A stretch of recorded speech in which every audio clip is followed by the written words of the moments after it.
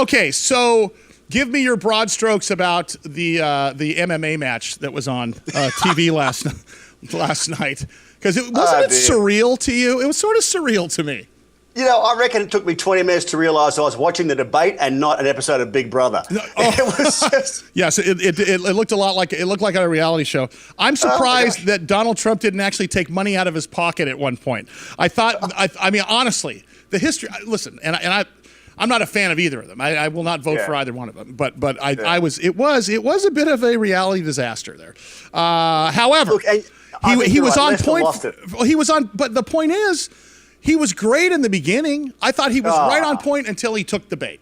Yeah. She baited him, and he took it, and maybe that's just because he's not a politician. I don't know. What was your whole take about the whole deal?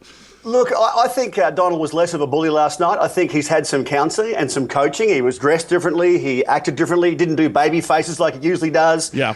So I think he actually had a little bit more of an edge last night. He absolutely owned Lester. I mean, Lester left his big boy pants at home. Boy, I agree. Did. I couldn't agree with you more. You know, Lester Holt, who I love Lester Holt because he would be the adult. I was expecting him to be the adult in the room. He sort of was the adult in the room, right up to the point where he was discombobulated by Donald Trump. Yeah. I mean, what's interesting, and this was his first big deal. I don't know that as many people noticed that.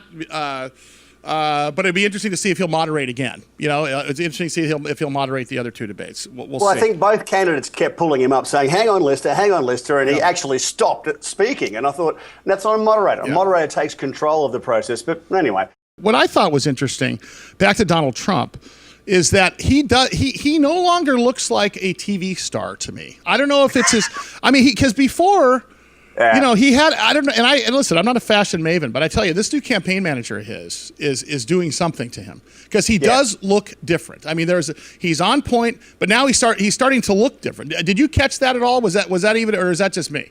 Like, I think he's carrying himself a little better. I think he's following the script a little bit more than he used to. Before, it was just free will, whatever he wanted to say, when he wanted to say it. And he never finished a sentence, which used to drive me nuts. But at least he's getting to his points quicker now, and he's stopping speaking at the end of that point. So he's letting everyone breathe and absorb what he just said. You know, it also is interesting is Hillary Clinton is a masterful politician. Yeah. You know, she is so good at talking about what she wants to talk about.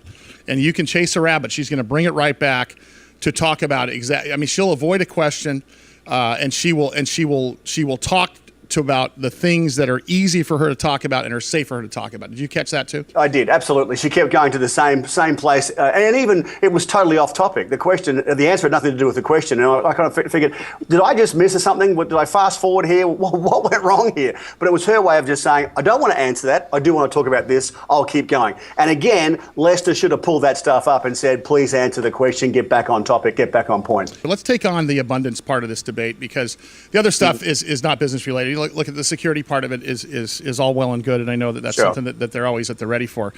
But the abundance part of the debate, the first part of the debate about the economic deal, you know, as I talked to people all the time, what do we always say? We always say small business is the least incentivized in this country. Yeah. We say small business is the biggest taxpayer in this country. Small business is the biggest employer in this country. Of course, Hillary Clinton said she's going to help business, but she didn't tell us how she's going to help business.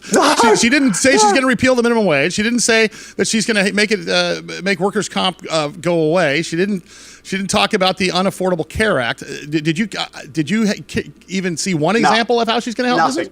I did not hear one single thing that's going to help me as a small business owner. It was great that she actually announced it right off the top, but nothing followed it. I was going, well, I'm still waiting for this stuff. You know, it never came out at all. Here's the deal. I don't want to be divisive. What I want to say is this: if she is going to